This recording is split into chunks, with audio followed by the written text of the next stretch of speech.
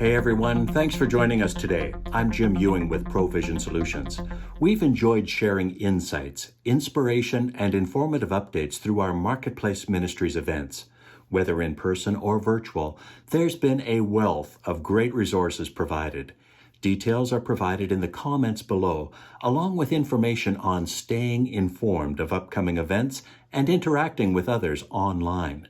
We trust you'll enjoy the segment and invite you to be a part of our Marketplace Ministries Network. We'd love to have you as part of our collaborative Christian community. Thanks. And now, here's our presentation.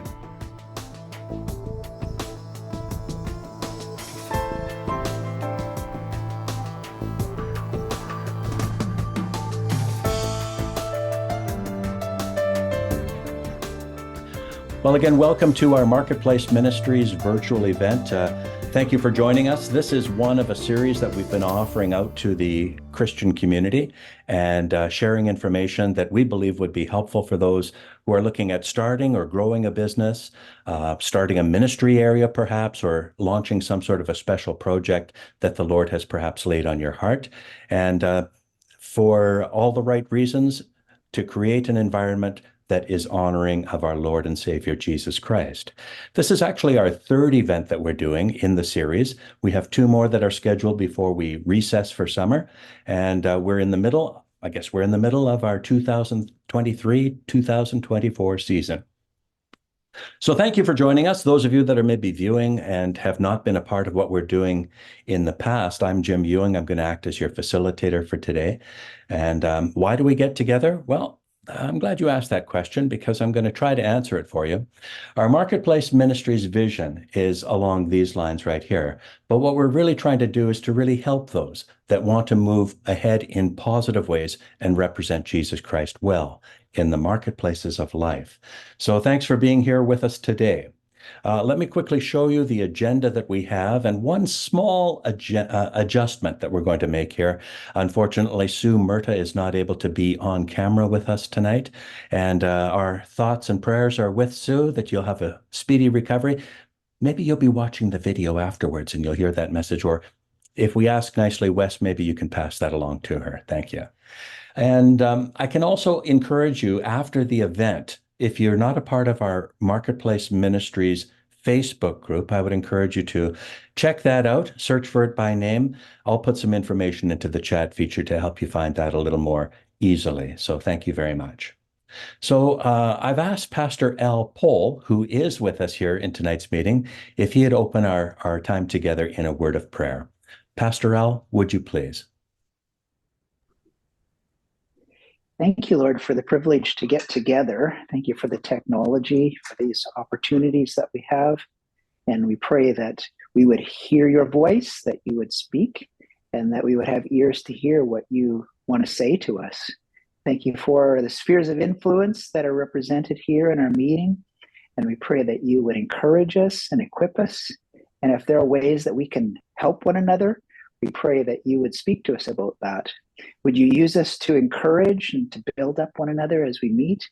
And teach us, Lord, what we need to learn and show us where we should be making adjustments and how we can be encouraged and built up in what we're doing. We offer ourselves to you, Lord. Take us and use us and fill us and refresh us. Thank you for the roads that you have given us to walk, and we pray that you would continue to watch over us and to bless us. And we just want to be used by you. We want to obey you. We want to bring glory and honor to you, Lord. Thank you for those who will share with us this evening. And we pray that you would just speak through them. Would you bless them, Lord? We pray in Jesus' name. Amen. Amen. Thank you, Pastor Al. Before we introduce our first speaker, what I'd like to do is maybe just kind of set a little bit of a foundation here, if I may, with respect to the topic that we're dealing with, and at a fairly high level, take an overview of an aspect of a process that I believe would be very, very helpful for anyone, regardless of whether it's a business, a ministry, or some sort of a special project. So as followers of Jesus Christ, I think we can all appreciate that there is a difference between doing business as usual and perhaps knowing that as being more of a transactional type of interaction that we are having with another party. And the difference that would be seen if we were to take an approach that was more transformational, which results in a change that is taking place in terms of the quality of the relationship between the parties that are involved.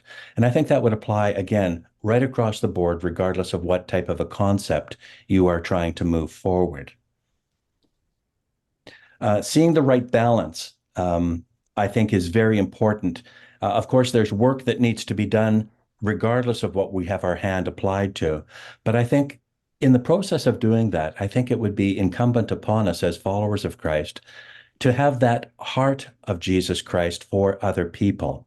And let's face it, typically we're 40 hours in the workplace doing the things that we are skilled at doing, and there are opportunities that the Lord brings our way. So let's try to make the most of those. How do we do that? Well, it might be as simple as just asking the Lord in the course of your day, Lord, open up doors of opportunity for me to be a blessing, for me to be a witness, for me to share a little bit with someone else, and help me to be sensitive to what they are going through right now.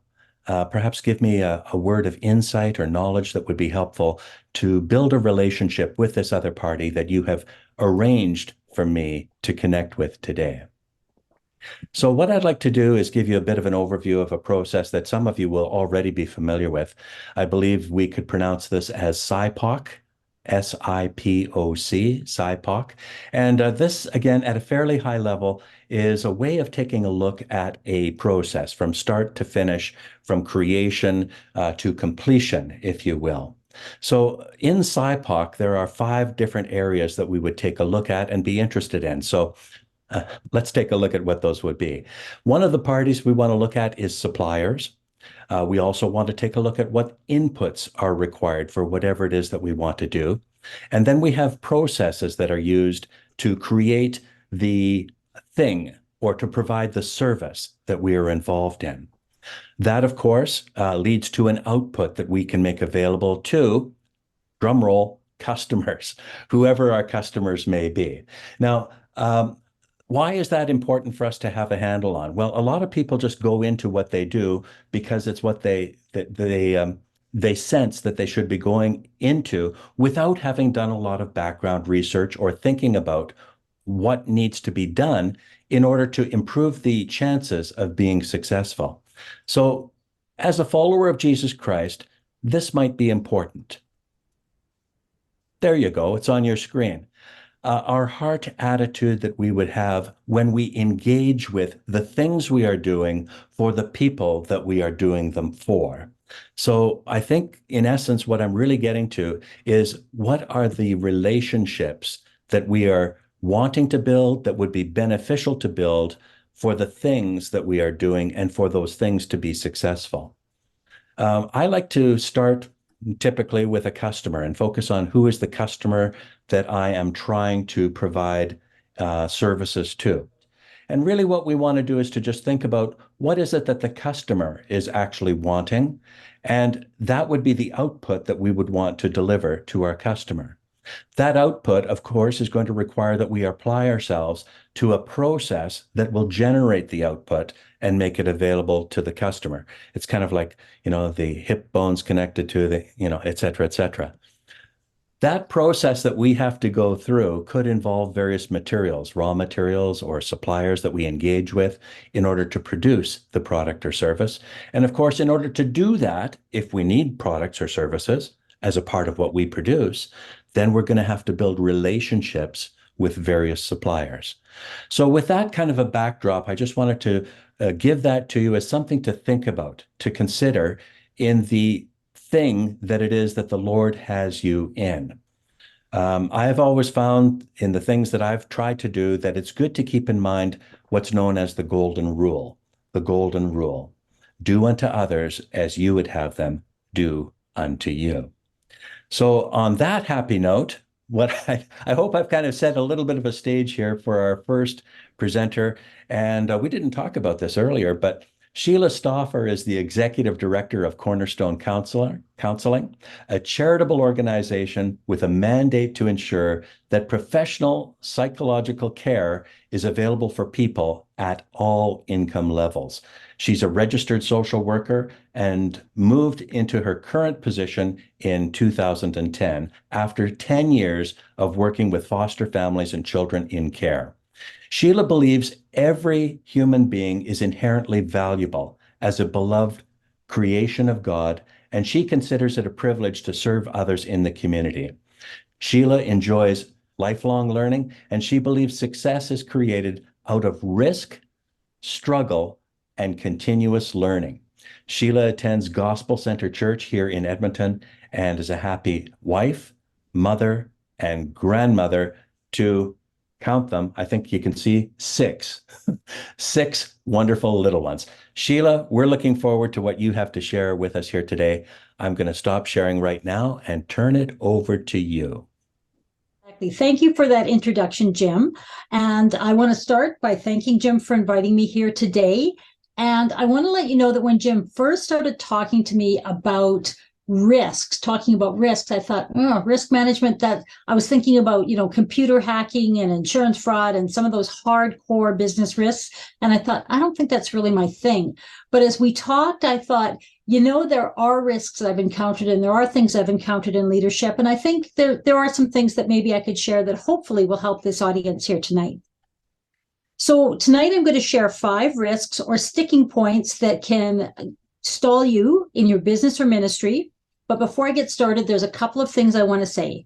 First of all, I want you to know that almost none of this content is original to me. I have been a student of just leadership and management for a long time. So I picked this up from numerous speakers and books that I've read. So hats off to all the people who put great content out there. And the second thing I want you to know is there are no absolutes. So I'm not going to tell you never do this or always do that, because your business is unique and you're going to come through unique situations that you're going to have to use your judgment in. But hopefully what I talk about tonight will just give you a framework and maybe some ideas that might help you when you encounter something. So with that out of the way, I will tell you about the 5 risks that I'm going to talk about tonight.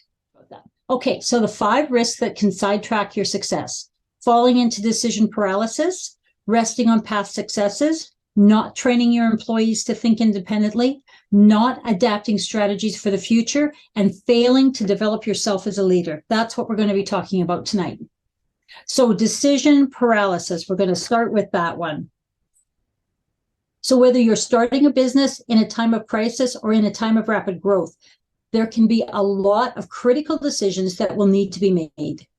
Decision paralysis can occur when there is so much to do, so many deadlines, and so much pressure that you just don't know what to do first. I found myself in this position when I first started at Cornerstone. As Jim said, I'm the executive director of Cornerstone Counselling, and I've been there for 13 years now, so that's quite a while. But when I first came to Cornerstone, the organization was experiencing the effects of stagnation. Our organization had 5 leaders in 10 years. And when I came on, I found that inconsistency in leadership had left Cornerstone with kind of a disjointed, foggy mission and not really a clear direction that they were going in. But I had been drawn to Cornerstone because of its strengths. Our mission of providing professional counseling to all who need it, I felt that was just, and I felt that was fair. And I appreciate you talked about transformational. I felt our mission was very transformational. And I also noted that we had great staff who were dedicated and passionate about our work. And this gave us a great foundation. But when I came on, I immediately assessed that our furniture and our equipment was outdated and worn, crucial policies and procedures were missing, and our reputation as a vital community service was waning. I knew that for Cornerstone to move forward to the vision that I had, I needed to make a lot of changes. However, the immediate urgency of some of our shortcomings was brought home to me when I met with one of our psychologists. When I had this first meeting with one of our psychologists to talk about changes that I wanted to implement, I was a bit nervous because I'm a new leader coming on to a legacy organization, and I really wanted to make a good impression. So I came in and I sat down and I was chatting with him, and I wanted to make, build a little rapport before we got started. And all of a sudden, there was a quick crack, and the chair I was sitting in broke in the middle, and I fell directly onto the floor. Now, this was embarrassing, but not fatal. But this incident became the first incident in a string of problems that I encountered whenever I tried to make changes.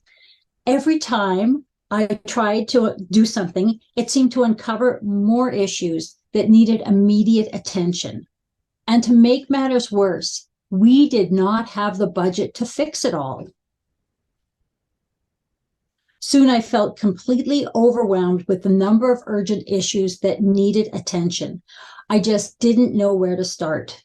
And one day, as I was walking around the office and I was making lists and thinking about things, I walked into one of the offices and I sat down, and I noticed on a shelf, there were some dusty papers on a dusty shelf. And I looked at them and I thought, what is this doing here? And I realized they were handouts from several years ago.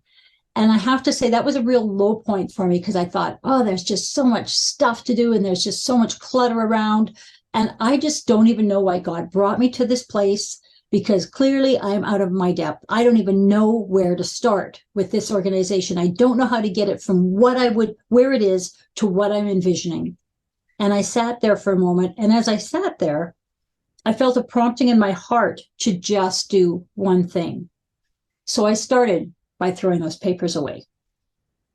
And when I did this, it was a moment where I went from despair over what needed to be done to an attitude of, let's just get started. And we then decided one by one, we cleaned up the offices and we bought some new secondhand furniture so the clients could sit without danger of falling on the floor. And I found that small, achievable improvements signaled to me and to the entire staff that we were moving forward. And it also made it a lot easier to do the next thing. So this is one thing that you can do if you feel stuck. Just do something that you know you can be successful at, and it will build your confidence. Every task you finish will build your momentum. And when I did these things, it got the whole staff thinking, we're moving forward. And it was very, very helpful. Another trick I use to overcome decision paralysis is I tell myself, it's just the first draft. It doesn't need to be perfect. And this shifts my mindset. Again, it's that mindset shift. It shifts my mindset from, I have to know every step of the project before I start, and you're really anxious. And it shifts to, I just have to get started and see where it goes. This takes the pressure off. And this taking the pressure off can free your mind up to be more creative and to be more forward thinking. So to recap, you can overcome decision paralysis by picking one achievable task and completing it. And you can also use the thought, it doesn't have to be perfect. I'm just going to start it. I can always tweak it. I can always fix it. It's just the first draft. So it's another way to kind of calm down your anxiety and keep you moving forward. The next risk I want to talk about is the risk of resting on your past successes. This happens when you've achieved some big success, something you've been planning for. Maybe you've hit all your sales targets. Maybe you've moved into that new building.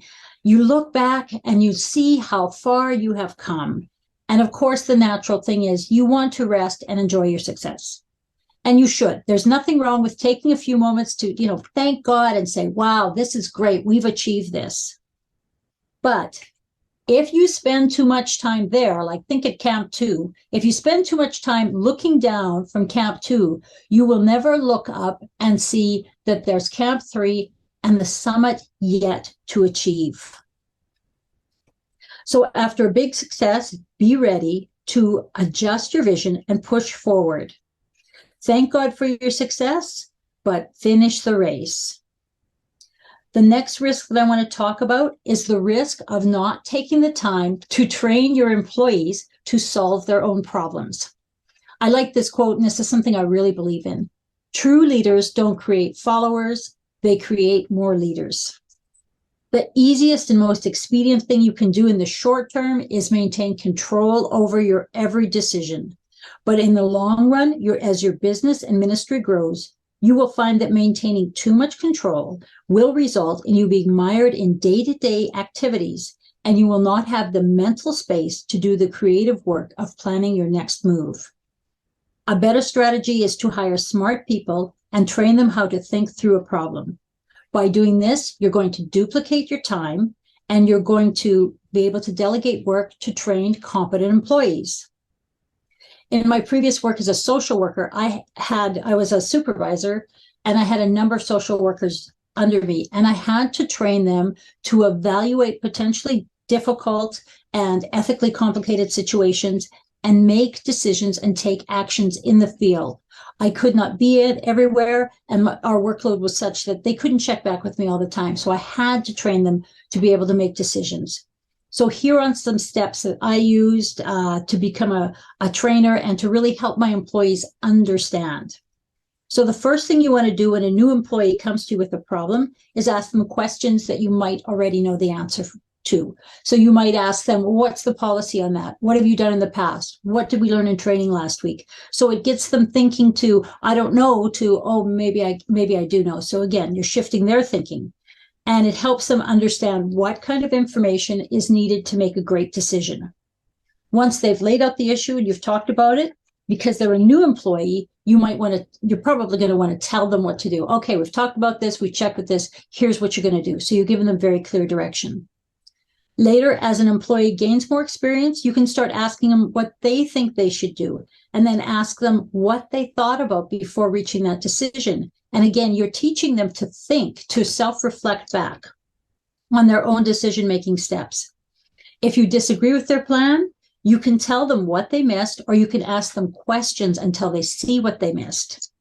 As an employee continues to grow, I try to work through the issue and sometimes come to a consensus. We'll talk about it. They'll tell me what they're planning. And I'll say, yeah, I think that could work. Go ahead. You can do it that way. That's fine. And I just made a little chart here because, again, I said everything's different in different situations. So if you have an inexperienced employee and you're in a crisis situation, you're going to want to give them clear directions. Like, we're not going to mess around. This is what you're going to do.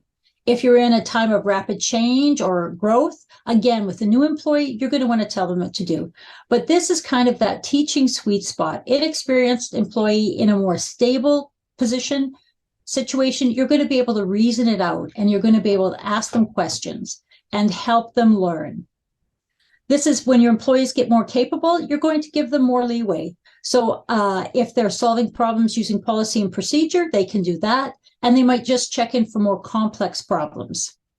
If it's more complex or a changing situation, they might come to you and you might collaboratively problem solve. And then if it's a crisis, they're going to report to the leader before they act, and then the leader is going to fill in any steps.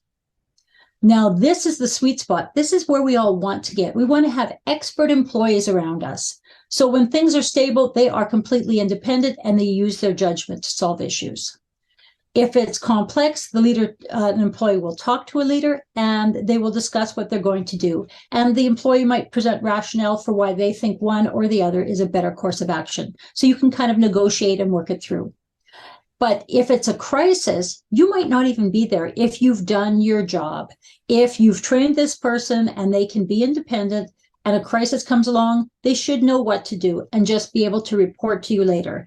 And that's not true for every situation, but if you have an expert employee, hopefully they can manage some crisis situations, get through it, and not have to, say, call you at midnight or pull you out of a meeting because they don't know what to do. They should be able to know what to do. So that's the goal. That's what we're going for. The fourth risk is not adapting strategies for the future. I'll give you an example of how I learned this at Cornerstone. So I had a board member once, and he was a very successful entrepreneur. So he had a lot of business sense and a lot of credibility. But he was a man who liked to tell it like it was. He didn't like to sugarcoat anything. So one time I was with him and I was sharing a story of Cornerstone's growth in community service hours, and I was really excited about it. And he quickly cautioned me to tell me that as the production end of any business grows, the operational, or he called it the front end of the business, has to scale up at the same level, or pretty soon you will find that you're going to run into trouble and you're going to have some problems. And as I've been in business now I've been running an organization for some time now, I really see that that is true, because I've seen that a number of times where we start to grow. And if I don't change processes or develop new strategies or maybe get new software, whatever the actual things we need tools we need to keep up to our growth, pretty soon we are not going to be successful and we're not going to be meeting our clients' needs.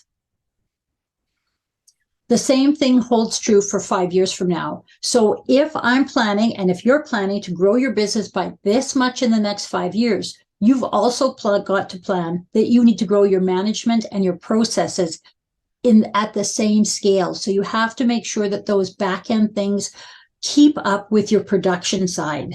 So for us, production is client hours, and the other end is like reception, how we manage our files, bookkeeping, all of that stuff. We need to make sure those things all keep up. If they, HR is another thing, managing our people. We've got to make sure we've got good processes for that as you grow. If you don't, you're not going to be meeting the needs of your clients. And pretty soon you are going to see that you are not ready, and you're probably going to have a little bit of regression in your business. So the last thing I want to talk about, and this is fun, is failing to develop yourself as a leader. So this happens when somebody thinks, I'm a self-made person, I can do it all, I know how to do it, and I've done it my way. Very few people who are born who are great leaders, and those who are naturally gifted but fail to develop their skills will miss out on becoming an exceptional leader. You can only go so far on your own talent, knowledge, and creativity. If you are constantly putting out energy and ideas and not taking in new information that inspires and challenges you, you will run out of steam and lose momentum.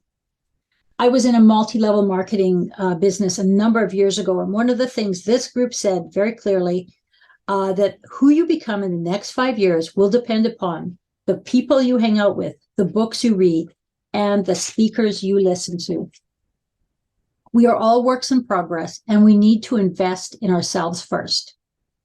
Think about what you're trying to become: a successful entrepreneur, maybe build a new ministry, maybe start a not-for-profit. If you want to accomplish this, you need to become an eager student of that topic. Jesus devoted a lot of time to teaching his disciples and to helping them build up faith and understanding. If those who walked with Christ needed direction and teaching to prepare for ministry, we cannot expect that any one of us is going to accomplish big things with the knowledge and understanding that we start out with. And you should do the same with yourself. Think about the traits you want to develop and make those changes slowly. Do you want to become a better public speaker, a more effective leader? Then you need to find resources to help you with this and practice new skills. Every time you practice, you will be enhancing your skill set. And I think we're at a very fortunate time in history, I guess, because we all have at our fingertips great knowledge. We've all got a phone in our pocket, and you can listen to great podcasts or get great information anytime, and it's usually free or at very little cost. If you listen to a podcast or an audiobook for 20 minutes a day, maybe on your way to work or on your way home from work, 5 days a week, in a year, you will have listened to 84 hours of content. If you're not taking advantage of your business university in your pocket, now's the time to start. I'll share that one of my favorite podcasts that I listen to is the Craig Groeschel Leadership Podcast. Craig Groeschel, if you don't know who that is, he's a pastor out of the States, and he does a once-a-month leadership podcast. And he also is involved in the Global Leadership Conference, which I go to every year. And I've been introduced to some great speakers and read some great books out of that podcast or out of that conference. It's really helped me move forward. If you have some some, are they podcasters? I don't know what they're called. Speakers that have podcasts that you're really fond of and you really find they move you forward. You can put that in the chat. We can build our resources together. Or if you've had a book that's really influenced you lately, you can also put that in the chat and let's share that, those resources around.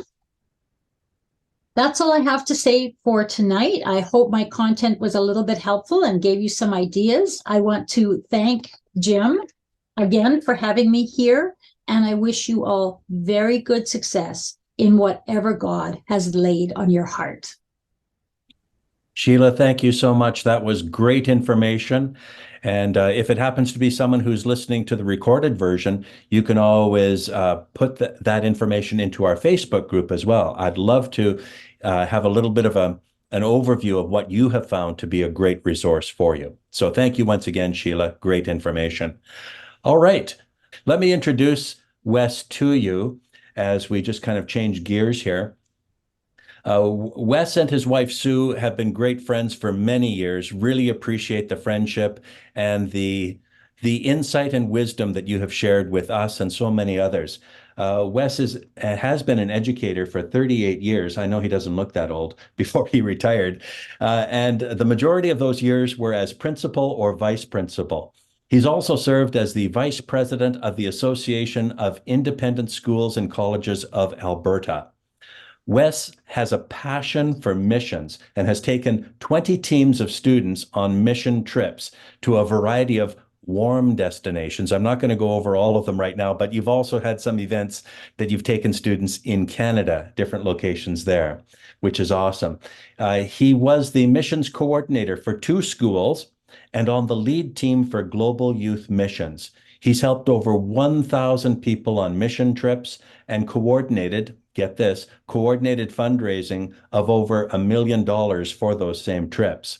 So, Wes, it's just been a delight to get to know you and Sue over a number of years. Again, unfortunately, Sue is not with us here to share, but I'm going to turn the remaining time over to you. You get a few extra minutes because she's not speaking. Over to you. Great. Thanks so much, Jim. Appreciate the, first of all, the friendship, but also the opportunity to participate in this manner. Actually, I was reflecting, it was probably about 7 years ago that I did a presentation with Marketplace Ministries. And so this is kind of round 2 for me. So that's great. And thanks to Sheila. That was a great presentation, Sheila, and especially understanding this concept of risk and how it relates to us as leaders, and some great leadership teaching there as well, kind of the bonus part of the session. So that was good stuff. So I'm going to talk a little bit about risk, and my presentation is going to be probably more of a practical case study than anything else. And so I'm going to walk through a risk assessment tool that I have used over the years. And this is to sort of help us identify these risks and try to avoid the catastrophic risks. I think we've probably all heard said that without risk, there is no reward. And I think there's a lot of truth to that, because that sort of brings in the element of faith. And, when you are stepping out in faith, you're taking some risk. And there's no real reward without doing that. So I think there's a real biblical concept here. But at the same time, God also teaches us that we're not to test the Lord thy God. And so we also have to be very careful that we don't step out in a kind of a nonchalant, unplanned manner and taking a risk that could be catastrophic. I think sometimes maybe that's the trap that sometimes people fall into, and especially Christians, is that sort of what I set my mind to, I can step out in faith to do it, and God's going to just carry me through. Well, any of you that have been in leadership for a while, that's not a good principle to live by, because sometimes we learn by hard knocks as well. And so very important that we are very calculated in the risk that we take, and that we're doing that appropriately. So that's a little bit what I'm going to talk about. I'm going to reflect primarily on my school experience and specifically with missions. Although I think what you'll see is this approach and this risk assessment tool can really apply to anything. You know, I think sometimes without a bit of risk, we miss out on some neat opportunities too. I often reflect back many, many years ago when I was still single. I remember taking a group of students on a hiking trip. And we decided to go to the mountains, a place called Pinto Lake that some of you may be familiar with. And probably not enough planning had gone into it, and definitely not a risk assessment tool had been used. And we're doing an overnight camping trip with teenagers from grade 7 to grade 12. And there was about 50 of them. And, you know, even though there was some great calamity in the trip, and there was some negativity and a little bit of backlash when I got back home from parents as well, it is amazing when I connect with those students from time to time at a wedding or a funeral, whatever. That's all they want to talk about is their amazing trip to Pinto Lake and the incredible time that they had. And it's just always a reminder to me that sometimes we got to step out a little bit and do things that will give people a chance to experience stuff that they might not normally do. But at the same time, I'm also not quite as blind and foolish at stepping into things, and a little more cautious about risk assessment now. And that's what we'll talk about tonight. And it ties in quite beautifully to missions because, again, the opportunity for, I took primarily young people, but also a lot of adults to go on a mission trip can be very life-changing. And there's risk involved with it, especially traveling to a foreign land and taking minors on a trip. There's a lot of risk associated with it, but probably the most fulfilling thing that I've done in my life is the different students I've taken on trips. And I often can reflect back and see what they're doing with their lives now and know that a mission trip had an incredible impact. So we're going to talk a little bit about that, of how to manage that risk, how to organize it, how to assess it, to make sure that you're not stepping beyond where you should be stepping and getting yourself into a potentially catastrophic situation. So let's talk about risks related to mission trips for a few minutes. And, I'm just going to throw out a few things that were specific to these kind of trips, but you could apply them to probably your own organization in a number of different ways, and they just might have a different heading. So one of the things we had to look at was the stability of the country we were traveling to. So is it a place that's safe to travel to? Recently, my wife and I took a vacation in October, and we were over in the Mediterranean and had planned a trip to Israel. And 2 days before our trip into Israel, the war broke out. And after sort of that first day, I said to Sue, I think we can still go. It's surely going to settle down and it's not going to be a big problem. And, we can probably be in a safe place. And she was like, no, over my dead body. I'm not going into Israel at this point in time. And by day 2 of the war, I was agreeing with her.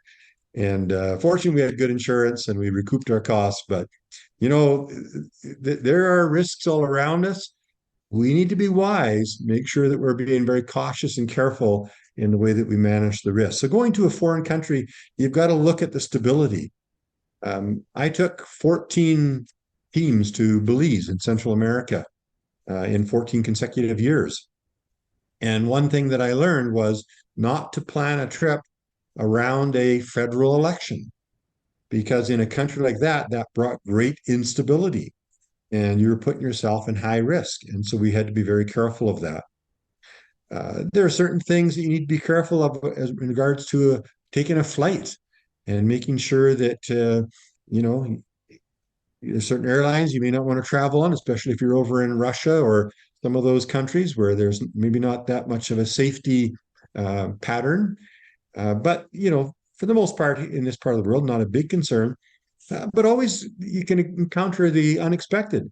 I remember we were going on a trip to Belize, and it was supposed to be a direct to Houston and to Belize. And here we ended up getting rerouted to El Salvador. Well, I did not have approval to take students to El Salvador. And here I was in San Salvador, staying in a hotel with a bunch of minors and not having approval to be in that country. So I couldn't do anything about it. It was a kind of an unplanned situation, but you do want to try to minimize those things if you can. Try to get direct flights, things like that. Ground transportation can be an incredible issue in especially some of these countries where they don't drive quite the same way that we do. Accidents can happen, breakdowns. I remember one time we were driving down the road on a bus and a student threw a banana peel out the window into the ditch. Well, police happened to see that, pulled us over, and the next thing was he was wanting to take us all to the police station because we didn't have our passports on us. Well, in a country like Belize, you don't travel with your passports when you have 25 teenagers with you. You lock them up in a safe in the hotel. And this guy was convinced that we had to go to the police station and he was going to hold us there until we could verify our identification. And fortunately, I had a local bus driver that talked us through that with him and sorted it out. But things like that you just don't always expect. Other things I'll just mention in passing, things like food safety, team excursions that you may decide to go on. We've all heard the horror stories of people that took kids swimming in the ocean and the rogue wave comes in and maybe sweeps one out to sea and they lose a life, or perhaps things like that can be very dangerous. Kidnapping. We never faced an issue that was like that, but certain parts of the world, that's a significant risk, and that has to be identified. Natural disasters. Pretty well anywhere in the world that you go, you have to be looking out and seeing, is there the potential for a natural disaster? You don't go certain parts of the US when it's tornado season. And so we have to be careful of that. And then there's the unexpected, the ones that you can't plan for, you don't really expect. And I had one where we were out in this rural community and we had been sharing the gospel with students in their school and interacting with some of the locals. And one of the guys that was with us coordinating this trip, he had brought this little dune buggy. Well, not that little, but a decent sized dune buggy along with him that he had restored. And he was all excited about this dune buggy. And when we get out there, he said, "Hey, can I give a couple of the chaperones a ride on this dune buggy?" And I said, "Hey, they're the chaperones, they're of age, so they can go." And so he took them for a ride. And then this one chaperone asked if he could drive this thing. And the next thing I know, everybody's screaming and yelling, and this guy had hit a fence and slashed his neck with wire. And fortunately, we always took a nurse with us on the team, and it was more of a laceration and fairly surfacey, but the fear and kids crying all over the place, and things like that are unexpected. But in hindsight, probably shouldn't have let this guy go drive this dune buggy off into wherever they were going. And lessons learned, I guess, from experience. I mentioned just briefly about taking minors, and I'm not sure if any of you work with minors, but probably in a church setting you would for sure. And there's great concern that we have to take when we're working with minors. We have to answer to their parents. And Jim talked earlier about who our customer is. Well, when you're taking minors, your customer is the parent. And you need to make sure that you're providing information and answering all of their questions. Being aware of liability. This is a huge issue for taking minors on excursions, but probably all of our organizations face huge issues with liability. I remember one incident I read about, and in fact, our insurance company told about it. There was a teenager on a mission trip. He was in the hotel. He was on the second floor. He leaned over on the railing. The railing collapsed because it was dilapidated. He fell, partially paralyzed, $17 million lawsuit against that school and against that church. And because they knew they wouldn't get any money out of the hotel over in this foreign country. And so they go after the people where they can get some money. So, things like we really have to be aware of those kind of issues. You need to be aware, if you're working with minors, they can do stupid things. And several that I remember, but one of them, we were in Belize and we had a hotel that sort of was right up against the Caribbean Sea. And I remember the hosts telling us, don't go out in that area and don't go swimming because there's crocodiles out there. It was the part that was kind of brackish water, and there were some crocodiles there. And so, you know, we wake up one morning after, you know, thinking we all had a good sleep, and I find out that one of the girls went swimming in that Caribbean Sea at midnight.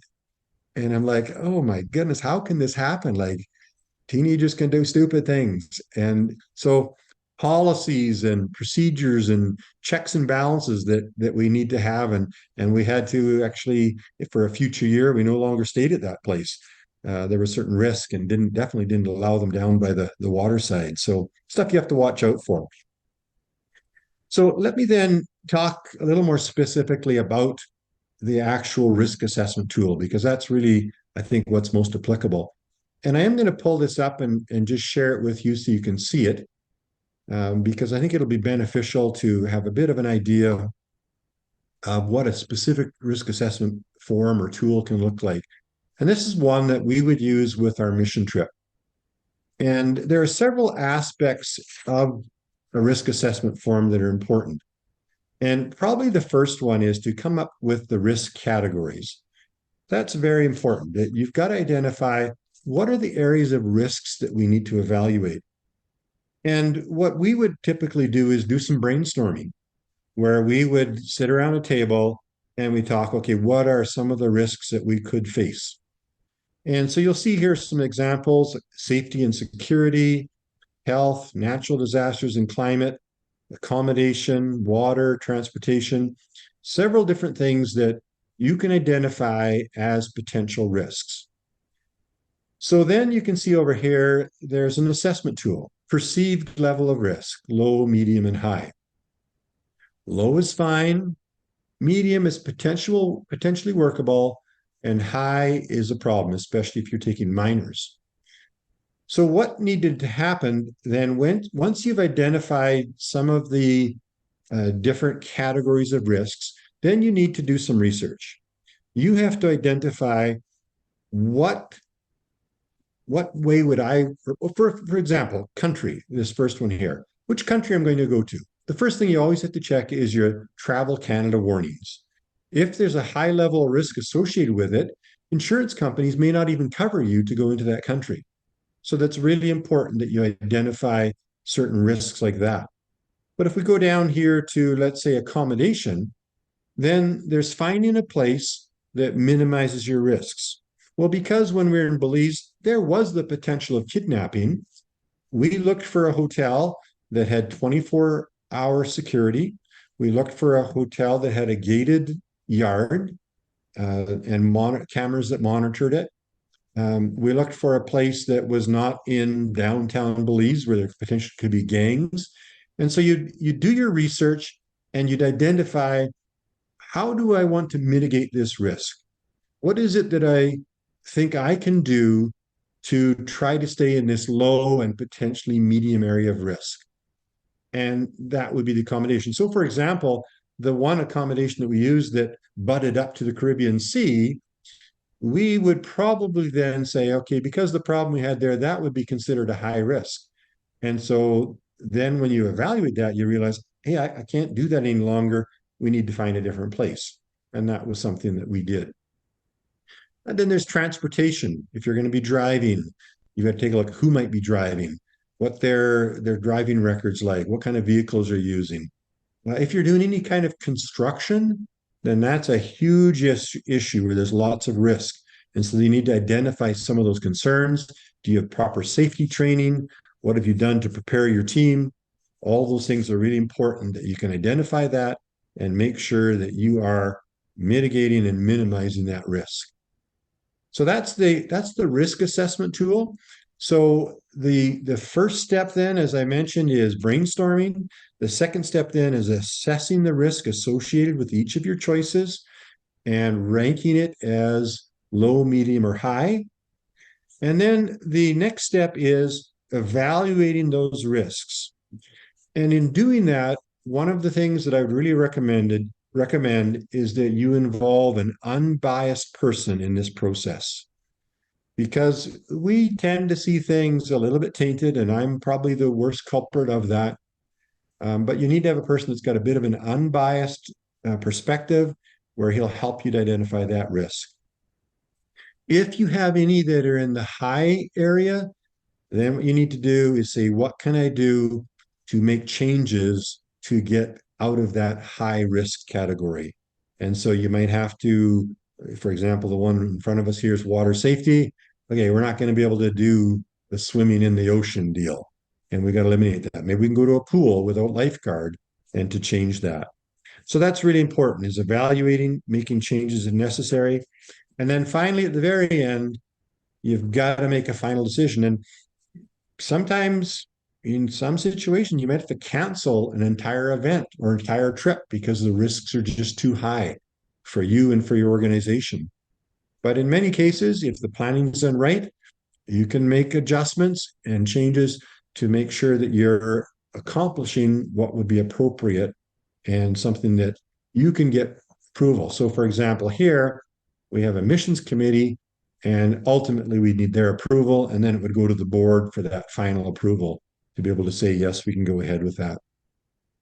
So it gives you a little bit of an idea of not so much the case study of missions, because you may or may not be involved in that, but I think the risk assessment tool is the real key here, and you can use that in almost any situation where you can pull up an event, or, let's say, Pastor Allen there's youth group wants to go, overnight camping. It's good to put that youth pastor through a risk assessment where they have to do the research, they have to identify some of the concerns and identify the levels of risk. And then maybe it comes to your board. And then the board takes a look at it and either puts their stamp of approval on it, says we're going to go ahead with this, or says, no, it's not going to be right. And the last group that you might have to get involved in that risk assessment is the insurance company, because insurance agents have a lot to say about this kind of stuff, and it might be necessary for you to involve them. Anyway, I've gone a little bit over time there, Jim. Hopefully that's been valuable for someone. And again, I could answer any questions if you have them later, but we'll leave the presentation at that. Wes, thank you very much. Where do we sign up for the next trip? Well, maybe somewhere down, not too far down the road. Okay, well, that sounds great. I know that that's something that you've had quite a bit of experience with, and thank you for sharing that. And I know that Sue has been involved in a number of those missions trips as well, and many other things that had she been with us here, we could have explored a little bit further. But I did say earlier that we wanted to open up to question and answer to our with our two presenters here. And Sheila, you've stayed with us. Thank you very much. And Wes, you're still here. I'm going to just open up the floor. If there's someone that has a question for either of you, this would be a great time to raise the question. So it's open to anyone with a question right now. I see Aubrey has joined us here. Good to have you with us, Aubrey. Am I going to put you on the spot here? I hope not. But I think you've done some traveling internationally. You could probably identify with some of the things Wes has talked about, countries and concerns going into a foreign territory. Yeah, sorry, I'm just a little late here, just a little bit late. I had some travel to do today, so sorry I missed most of it, but I hopefully will watch it on when you get it up on YouTube. Right. It should be there in due course. And Jim, will Sheila's PowerPoint be on that presentation? Yeah, thanks, Vic. What was seen in the presentation would be in the recording, so that is definitely going to be there. Okay. You can always pause and take a closer look at those materials too. Yeah, it was great presentation. Thank you, Sheila. It was not just a simple presentation. You put a lot of work into it. So thank you. I do have a question maybe I can put to, first off, Sheila. I think this one might be more towards you. But just with respect to having open channels for clear communication and good direction on moving forward, that can certainly help minimize potential risk of misunderstanding within an organization. But I'm a little concerned here, and maybe you've got some insight. When things kind of go sideways and they get off track, how do we kind of get things back on track, get the wheels back on the rails and headed in the right direction? Any quick thoughts? Well, Jim, I actually had a situation just like this, and it was due to I didn't follow through with enough clear communication.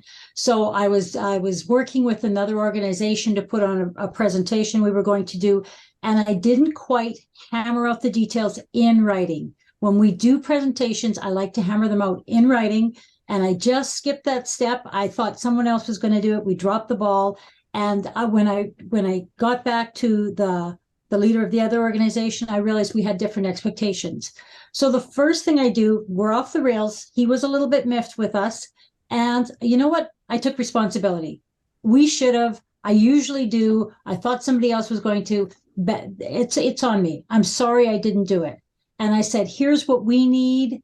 What can we do? What do you need? And how can we best move forward?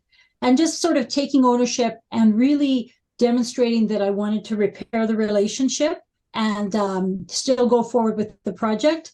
That did a lot, and it helped him feel, I think he was feeling a little like we were pushing him, like we weren't respecting his boundaries, or not his boundaries, just what he needed out of the relationship. So by acknowledging my mistake, repairing the relationship, we were able to get things back on track. Excellent. And I'm glad to hear it came out with a happy ending. I'm assuming that it was a happy ending. Perfect. All right. This is the open floor time. Anyone with a question for either Wes or Sheila? I just had a question as well. Wes, thanks for your presentation, and Sheila as well. Found both very helpful. I could relate to a lot of what you said, Wes. I used to lead backcountry trips with one of my university classes, and they weren't teenagers, but they can do stupid things too. So one of the issues I ran into, though, on a mission trip was there was a real variance in risk tolerance among the leaders.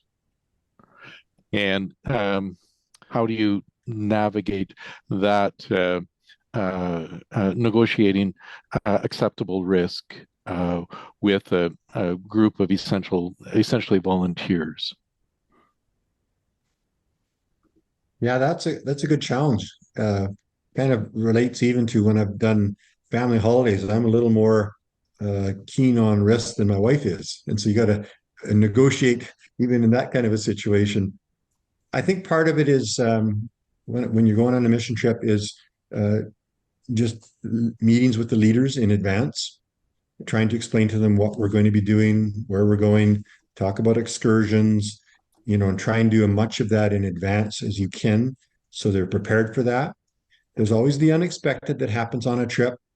And I think that one of the things I often said to my leaders was, if you disagree with something that I'm suggesting, please talk to me about that privately and not in front of the rest of the team or whatever it is, and we'll discuss that. And that's very important because a lot of times they see things that I don't see.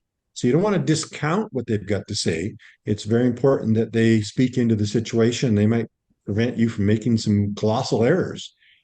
So that's very important feedback, but it just needs to be handled properly. So I think it's just more process than anything that I would suggest. Last chance for the last question. Who's it going to be? I typed my question in the chat, but I think typically we tend to avoid risks and maybe stay within our comfort zones, but facing and overcoming risks can be helpful. And how can facing and overcoming risks help us grow? I'd ask that of both Sheila and Wes. Well, maybe I've unmuted first, so I'll go first. I think they help us because they build our confidence, and they help us. They build our confidence and they help us grow and know what we're capable of. And I think as a leader, especially, you always want to kind of be at the edge of your comfort zone. If I'm only doing things I feel comfortable with, I'm not going to be growing very much. And I even think in my spiritual life, if I'm only comfortable, I'm not inviting God to show me what he can do for me, right? If I never take a risk, if I never push outside the boundary, I don't get to see God in action, and I don't get to invite God through prayer into my situation. So I think that is that is something that I think risks are important. Calculated smart risks. I always told my kids when they were growing up, take risks, but make sure they're smart risks. And we want to do that. We want to take smart risks. Like Wes said, you don't want to just think, oh, God's going to take care of us. It's all going to be fine. Like that's a little bit too flippant. But we want to say, hey, I'm going to do this. Evaluate, like Wes said, what's going to happen if it doesn't work out? You want to have that in mind, but you also want to know, even if it doesn't work, you've hopefully learned something. Well spoken, Sheila. I think, Alan, you're touching on something that we've really noticed is missing in young people in this generation. And there's a real lack of resiliency we've noticed, especially through COVID, since COVID. And another issue that we've noticed, especially in the school system, is so many helicopter parents that are hovering over their kids. And, they just don't want them to fail at anything. And when you take risks, you sometimes fail. So if you go try out for the volleyball team, you might get cut. Getting cut is not necessarily a bad thing because it develops resiliency in you when you overcome that. And so you take a risk by going out there and putting yourself out, but there's real value in that. So then I would distinguish, though, between that and risks involving safety. And that's where we have to be very cautious because we don't want to, put people in a place where their safety is in jeopardy. And so that's a different kind of a risk. I think you're talking about this other realm where we're stepping out of our comfort zone, we're doing something new. Those risks, I think, are very valuable, and it develops resiliency in us, and we need that in our young people. Well, Wes and Sheila, thank you so much for sharing on our program tonight. You've given us lots to consider and lots to apply in the various scenarios where the Lord has us. So thank you to both of you for being on our program and sharing this with us here. For those that may be catching up with our recorded version, that's going to be available soon. And I'm sure you're going to have a chance to pause and consider even more closely, introspectively, applying these things to your own situation here. One thing I'm going to maybe just leave with you here, and we'll wrap up very quickly, even though we did get a little bit of a late start here. But when we're talking about this concept of getting organized, getting your ducks in a row, and reducing potential risks, we had some good discussion here today. When it comes to interacting with others, whether they're within our organization or perhaps outside of our organization, I think it would behoove us as followers of Jesus Christ to always be gentle and to be kind. Be kind with the people that are in your team. You need these people. You hired them for a reason. You brought them on board for a reason. They must have some skills. Okay. So give them opportunity to grow and to develop into what the Lord is leading them into. I would encourage you to do that, to be gentle with them. And the same is true outside of your organization too, is we maybe blow up and burn more bridges than we should at times by the way that we interact with other people. So that's not always the easiest thing to do, but I do think that it's the right thing as a follower of Christ, is to set the example, to be the example that you would want others within your team, for example, to be. I used the word example a few times there. 1 Thessalonians 2, verses 7 and 8. This is an interesting thing where the Apostle Paul is talking to brothers and sisters in Christ. And from the Message version, I'll just read that to you, or a portion thereof. We never threw our weight around or tried to come across as important with you or anyone else. We weren't standoffish with you. We took you just as you were. We were never patronizing, never condescending, but we cared for you the way a mother cares for her children. We loved you dearly. Not content to just pass on the message, we wanted to give you our hearts, and we did. So those words from the Apostle Paul, I think if we could embrace those in the environments where the Lord has us, and just be mindful that we are his representatives to a world that is in desperate need of Jesus Christ and the change that only he can bring to the challenges that we face around us and in our own situations, in our own hearts. So on that, cheery note, if you're not a part of our Facebook group right now, I'd encourage you, check it out. The Marketplace Ministries Network Facebook group. Look for it by name on Facebook.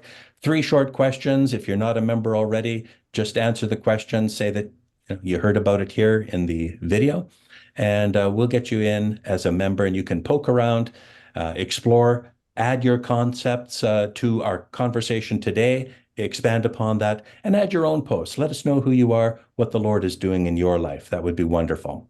So thank you so much. I'm just going to say, God bless you. Sheila, Wes, thank you so much. Pastor Al, thank you for leading us in prayer on the front end of our meeting. God bless you, one and all. Thank you for being with us. Be a blessing where God has you in the marketplaces of life. Thank you. Thanks for being with us. We trust you found this to be helpful. And if so, please give us a like, a follow, and a share.